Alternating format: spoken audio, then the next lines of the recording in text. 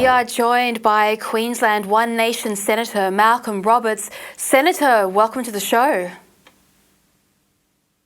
Thank you, Alexandra. It's good to be here. Senator, this is your first interview since the assassination attempt on former US President Donald Trump. Would you like to give a comment?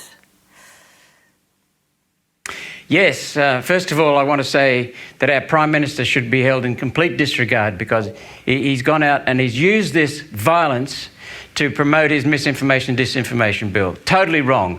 A real leader, a man of substance, would use it to unite people, condemn the violence and ask for calm and unity. But I'm very happy that Donald Trump survived with minimal injuries. I'm looking forward, in fact, Alexandra, to do what Pauline and I did in November 2016 after Donald Trump's victory in the election and pop a bottle of champagne and toast his win. I'm looking forward very much to it because he's going to win this battle, and he's already now taking off in the polls, which is wonderful. People can see what he's made of. Yes, I think it has renewed a love of American patriotism. Even Democrats, hardcore Democrats, have started to go, you know what, that is what I look at and think of as America. So yes, you're right, raise a glass of champagne to Trump today and toast his good health. But look, in true Anthony Albanese style, you're quite right. Our Prime Minister has found a way to make the events unfolding in the US about himself and about Labor's hostile free speech policies.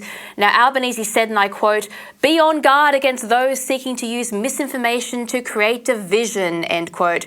Senator, Twitter accurately reported the assassination attempt within minutes, but it was CNN who carried the headline, "President Trump fell down."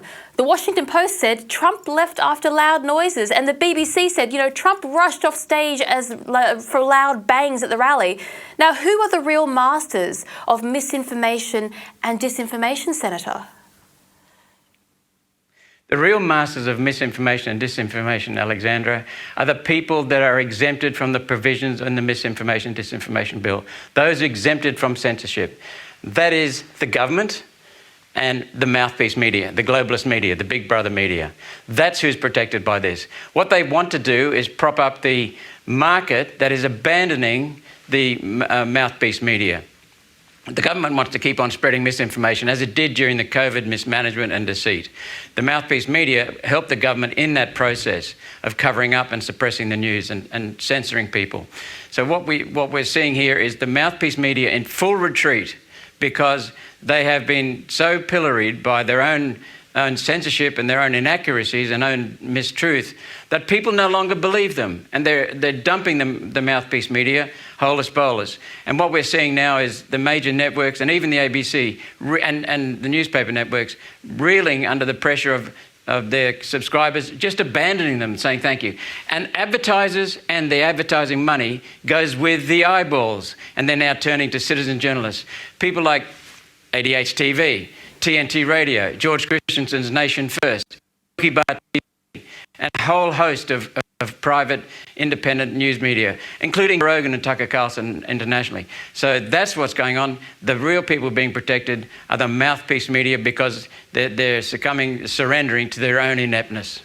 And a little note to our viewers, those politicians who argue for your freedom and for your speech are the ones who are not doing deals under the table with mainstream media about their political careers. So just keep an eye on that. And look, we are seeing political leaders around the world trying to use events like this attempted assassination to demonstrate why we must crack down on social media. Now, I see two problems with this. The first is that the 20-year-old in question didn't really have a social media presence. But more importantly, the dangerous and escalated rhetoric did not originate on Twitter. It came directly from the office of the US President Biden, from his speeches, from his own campaigns, and from his press conferences. It's important that we seek to protect, is it an important, Senator, that we seek to protect our freedom of speech and our freedom of political communication during times like this? Yes, it is very important. And by the way, I've already been censored on YouTube yet again, most recently just a couple of weeks ago. I was given a 2-week ban because of 13 videos that have been posted over the last 12 months. And some of them had been up for, as I said, for 12 months, but they only just triggered their new algorithm. So we don't post things about COVID anymore because we're going to be banned by YouTube. YouTube could not explain to us why we were banned. They just said, we'll shorten your ban because you've asked, so we got banned for 1 week. But the censorship is already in YouTube, which is run by Google. So what we've got to realise is that, you know, the government spending on advertising is huge. It's enormous in America and also big pharma spending, but in this country it's government. And the media is afraid to upset that government largesse coming in. So taxpayers are funding the destruction of media, which is then controlling taxpayers and putting people like me in a ban. I'm a duly elected Member of Parliament representing the people of Queensland and Australia. How the hell can I listen to members of the public and speak to them and give them feedback and tell them where I'm going and what I'm doing for them and get their feedback if I'm not allowed to speak, thanks to YouTube? That's what this is all about. The private independent news media, the individual people talking, politicians who are not in the government, that's who they aim to suppress with misinformation, disinformation bill, because we don't get government money. Well, how can you have an open political conversation with the people who are asking to elect you if you're having to self-censor because there are topics, political topics on YouTube, on Facebook, that will get your larger account removed? I mean, it sounds like independent senators like yourself, you have these wonderful ideas and these great contradictions to the terrible policies of government, and yet you can't post them because if you do, you will be taken offline. That sounds like political interference, Senator. It is political interference. It's censorship of the democratic process. That's why this is about democracy. Freedom of speech is the foundation for democracy, Alexandra. You know that better than just about anyone in the country. Your work, not only because of your past, but because of your writings and because of who you are now and who you're with right now, ADH TV. But freedom of speech is the crucible for democracy. It's absolutely essential for democracy. And members of Parliament have not only a right, but a duty to communicate with their constituents and to engage with constituents and to listen to constituents. How the hell can I represent people if I can't listen and I can't engage in feedback? That is fundamental to democracy, and it always has been and always will be. Well, look, these people are totalitarians. Well, legacy media is actually pivoting to condemn Twitter for misinformation because people are speculating about what happened. I mean, Twitter is filling the role of pub talk for people who don't understand. You're allowed to have a guess at what's going on. You're allowed to discuss things on Twitter. That's the whole point of social media. And it's a healthy society if it can actually chatter amongst itself. Now, Elon Musk seems to agree. He's donating $45 million every single month to Trump's campaign. Is this what you'd call an investment in free speech? Or maybe he should keep that money and save it for to fight the safety commissioner? I think Elon Musk is leading the campaign that's promising $45 million a month to the Trump campaign. Yes, it is essential. But, you know, pub talk eventually can often lead to the reality. And when you see the mouthpiece media taking quotes, as you've just said, from CNN, BBC. You know, Trump, what did one of them say? Oh, it was a sarcasm, admittedly, but it was typical of the mouthpiece media. Trump stumbles and hits head on bullet, you know. It was his fault. So what we're seeing is that when you see real live audio and video, and you see that in real time, and you see what happened, that's the way the truth comes out.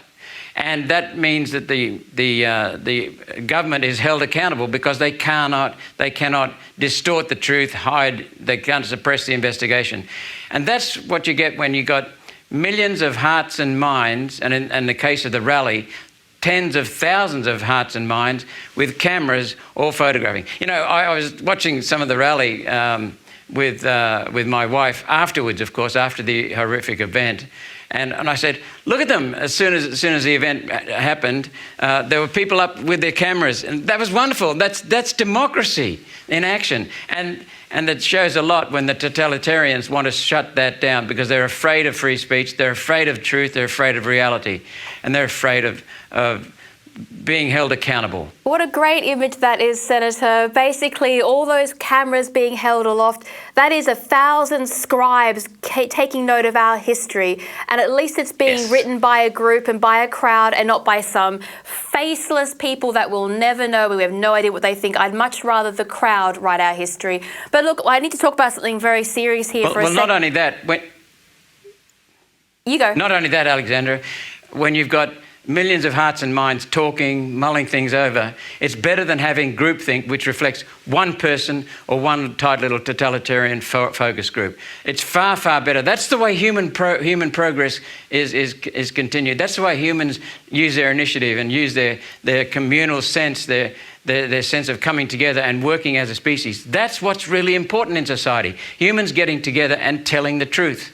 Look, I need to and being held accountable when they don't. I need to ask you about one serious point here, though, before we go, and that is our freedom of speech and your freedom of speech is not only under threat from Albanese and Dutton and the E-Safety Commissioner, but also from the European Commission, who last week engaged in a public fight with Elon Musk. Ironically, on Twitter, the Commission is demanding special access to Twitter so that it can investigate and action onerous misinformation and disinformation policies. Refusal to do so will attract enormous fines for Twitter. Now, the European Commissioner, Mr. Brenton, said, "I am the enforcer. I represent the law, which is the will of the state and the people." I mean, it's basically as if Julie Inman Grant was a powerful bureaucracy.